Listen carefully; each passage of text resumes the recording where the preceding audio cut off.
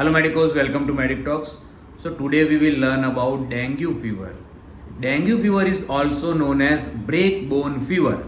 Now, dengue fever is caused by closely related one of the four dengue viruses which are spread by infected mosquitoes. जो भी mosquitoes infected है, specially Aedes इजिप्टी mosquitoes अगर dengue virus से infected है और अगर वो किसी पर्सन को बाइट करते हैं तो इससे डेंगू का संक्रमण हो सकता है. The incubation period for dengue is 5 to 7 days and the range is between 3 days to 7 days. Types कौन कौन से है? Dengue fever, dengue haemorrhagic fever के जिसमें इंटरनल ब्लीडिंग होता है, एंड डेंगू शॉक सिंड्रोम के जिसमें सीवियर ब्लीडिंग की वजह से सर्कुलेटरी फेलियर हो जाता है. What are the signs and symptoms? So there are high grade fever. Many a times we can see pyrexia, hyperpyrexia. Fever जो है वो हाई ग्रेड होता है 104, कई बार 104 से भी ज़्यादा फीवर देखने को मिलता है. इसके अलावा bone pen, joint pain, muscle pain, pain in the eyes and especially behind the eyes, then fatigue, nausea, vomiting, severe headache, skin rash, and in many critical cases there may be bleeding from different sides of the body like gingival bleeding, gastrointestinal bleeding, bleeding from genitourinary tract. Many a times we can see petechiae in skin के अंदर भी bleeding होता है तो पेटेचिए देखने को मिलते हैं. So these are all the signs and symptoms of dengue. Now dengue को हम डायग्नोज कैसे कर सकते हैं? तो a person who is suffering from high grade fever, who is complaining of severe bone pain और जॉइंट पेन और muscle pain, you can always suspect dengue. But many times what happens के patient joint pain भी लेके आता है तो हम उसके साथ चिकनगुनिया को भी सस्पेक्ट करते हैं. तो डायग्नोज करने के लिए सिम्टम्स के साथ साथ हमें कई सारे रिपोर्ट्स भी कराने पड़ते हैं. तो डेंगू को डायग्नोज करने के लिए हमें डेंगू NS1 एंटीजन या फिर डेंगू IgM और डेंगू IgG एंटीबॉडीज ये रिपोर्ट्स कराने पड़ते हैं. इसके साथ साथ हम कंप्लीट ब्लड काउंट CBC वो भी कराते हैं. नाउ तो डेंगू में CBC, NS1, IgM, IgG ये कैसे होते हैं वो मैं आपको दिखाऊंगा और उसके बाद हम चर्चा करेंगे उसकी सीवियरिटी की. सो this is the report of a male patient कि जिसकी एज थी 13 years and he was presented with severe body ache with high grade fever. So physician suspected dengue as well as typhoid fever. तो 17 अक्टूबर 2016 का ये first report है जिसमें हम देख सकते हैं haemoglobin 12, RBC count 4.48 which is slightly on lower range लेकिन it can be considered as normal. WBC counts are low 2300. So in dengue there is leukocytopenia. WBC count कम होते हैं. Normal WBC range is 4000 to 10,000. Now this range can be different from different laboratories. अगर आप कोई और laboratory में report कराएंगे तो ये सारी रेफरेंस रेंज है वो थोड़ी डिफरेंट आपको मिलेगी. नाउ प्लेटलेट काउंट कि जिसकी नॉर्मल रेंज है 1.5 lakhs to 4.5 lakhs, बट इधर it is 1.01 lakhs. So definitely platelets भी कम हुआ है. That means thrombocytopenia. So leukocytopenia and thrombocytopenia. Now अब डिफरेंशियल काउंट देखते हैं कि जिसमें पॉलीमॉर्फ नॉर्मल है, लिम्फोसाइट्स थोड़े हायर साइड पे है, eosinophils then monocytes and basophils are normal. PCV pack cell volume is low. Anaemia MCV mean corpuscular volume is normal. So इस पेशेंट में आयरन डेफिशिएंसी और विटामिन B12 डेफिशिएंसी अभी तक नहीं हुई है. Mean cell haemoglobin is low 26.8, normal is 27 to 31. Mean cell haemoglobin concentration is 31.5, it is also low. So here it is kind of anemic condition. RBCs are normochromic, normocytic. WBCs evidence of leukopenia. Platelets are slightly reduced. See, जब भी हम CBC कराते हैं, CBC और fever वाले cases में कराते हैं तो मलेरियल पैरासाइट एमपीवी हम देखते हैं तो पेरिफेरल स्मीयर में मलेरियल पैरासाइट्स नहीं है. Now we can see on date 17/10/2016 NS1 antigen is positive. Vidal test was negative. Now on 19 October 2016 hemoglobin slightly reduced 11.9, RBC 4.40 जो 4.48 थे, WBC बढ़े है 4400 लेकिन platelets are still getting on lower side. So it is the critical condition. Dengue में 3 stages होते हैं. First is febrile, second is critical and third is convalescent. Convalescent यानी कि पेशेंट जब अच्छा हो रहा है तब. नाउ पॉलीमॉर्फ्स 39 वो थोड़े कम हुए हैं लेकिन लिम्फोसाइटोसिस है, लिम्फोसाइट्स बढ़े हैं तो डेंगू की वजह से लिम्फोसाइटोसिस हुआ है. इओसिनोफिल्स नॉर्मल है और मोनोसाइट्स बेसोफिल्स भी नॉर्मल है. Now PCV again it is on lower side. Anaemia. MCV थोड़ा बढ़ा है. Okay. Mean cell haemoglobin it is on lower range, border range and mean cell haemoglobin concentration वो थोड़ा बढ़ा है. Okay. Now on next report 22 October 2016. So 3 दिन के बाद रिपोर्ट रिपीट कराया तो हीमोग्लोबिन 12.1, आरबीसी नॉर्मल आ गया है 4.60, WBC normal 5700, platelets are normal 3,82,000. 3 दिन में 86,000 से 3,82,000. सो आप देख सकते हैं कि WBC और प्लेटलेट के जो काउंट्स है वो बढ़ रहे हैं. So this is a sign of convalescent. Polymorphs normal, lymphocytes कम हुए हैं, डेफिनेटली अब आगे कम ही होते जाएंगे. Eosinophils, monocytes normal. पीसीवी जितना था उतना ही है. नाउ एमसीवी 77 बढ़ा है, एमसीएच 26.3 कम है, एमसीएचसी वो 34.2 है, वो नॉर्मल है. So these are the reports of dengue patient. Now so this is another case. Patient presented with high grade fever with chills, rigors which intermits. Rigor and fevers are intermittent. Nausea and vomiting, weakness, headache, muscle, body and joint pain, and patient was not able to walk. Now patient के जब reports कराए, so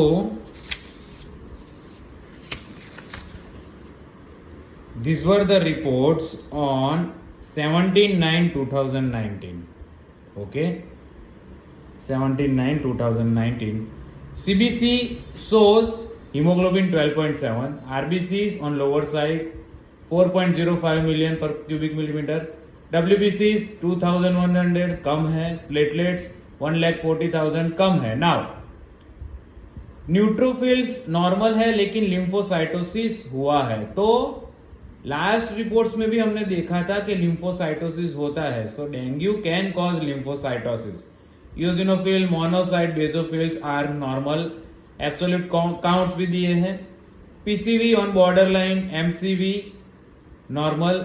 mean cell haemoglobin 31.4 normal. Mean cell haemoglobin concentration 35.8 which is normal.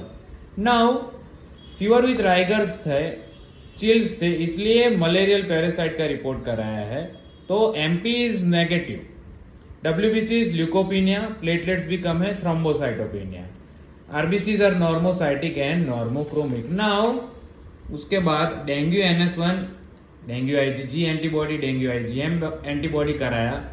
NS1 antigen was positive. NS1 earlier days में किया जाता है और वही तुरंत डायग्नोज कर देता है. Now if dengue IgM antibody is present and IgG antibody is absent, that means acute infection. And if both are present, so if IgG antibody is positive, so we can conclude that previously भी patient को dengue हुआ होगा. Now, so this was dengue antigen and antibody card test. Now, on 19/9/2019, the values are like this. Hemoglobin 11.9, then total RBC 4.04, WBCs थोड़े higher side पे है, these are 3900, but platelets बहुत ही कम हुए हैं, ऑलमोस्ट आधे हो गए 73,000. न्यूट्रोफिल्स नॉर्मल है, लिम्फोसाइटोसिस बरकरार है, पहले 42 था अब 56 है, पीसीवी थोड़ा कम हुआ है. Okay, then next report dated on 28 September 2019. Then haemoglobin 11.1 जो कम हुआ है. नाउ डेंगू की इफेक्ट की वजह से हीमोग्लोबिन कम हुआ है, डब्ल्यूबीसीज नॉर्मल रेंज में आ रहे हैं, प्लेटलेट स्टिल लोअर साइड पे है, न्यूट्रोफिल 65, लिम्फोसाइट्स अभी नॉर्मल दिख रहे हैं इसमें, और भी सेल्स नॉर्मल है, एब्सोल्यूट मोनोसाइट काउंट कम है, सो मोनोसाइटोपीनिया हो रहा है. अगले रिपोर्ट में भी हमने देखा था monocytopenia. Now the next report dated on 21 सितंबर 2019. हीमोग्लोबिन 10.3 स्टिल लेस, हीमोग्लोबिन अब कम हो रहा है, आरबीसी डिस्ट्रॉय हो रहा है 3.57, 4.05 से 3.57 कम हो रहे हैं, डब्ल्यूबीसी नॉर्मल रेंज में आ रहे हैं, प्लेटलेट बढ़े हैं इस रिपोर्ट में, लेकिन फिर से लिम्फोसाइटोसिस और मोनोसाइटोपीनिया देखने को मिल रहा है. PCV is also on decreasing side. Now the next report on 22 September. So hemoglobin is still on lesser side 8.5, RBCs बहुत ही कम 2.91, WBC 7200, प्लेटलेट डेफिनेटली बढ़े हैं 1,48,000, न्यूट्रोफिल्स कम हुए हैं, लिम्फोसाइटोसिस कैरी ऑन है, लेकिन RBCs are moderately microcytic and hypochromic. तो RBC का destruction इस केस में बहुत ही बढ़ गया है.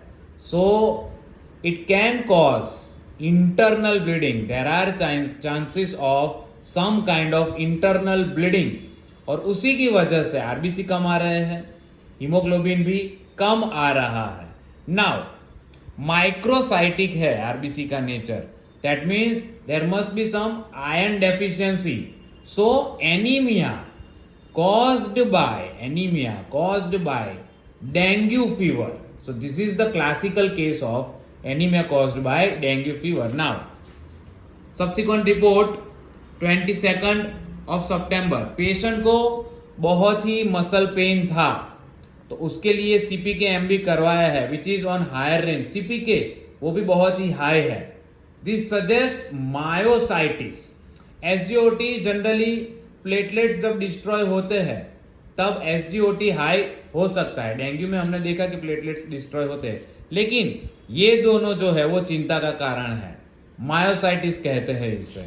Now these two are markers of cardiomyocytes also, but in this case we are generally suspecting at myositis level, because हमने देखा था कि पेशेंट को बोन पेन बहुत ही ज्यादा था, patient was not able to walk.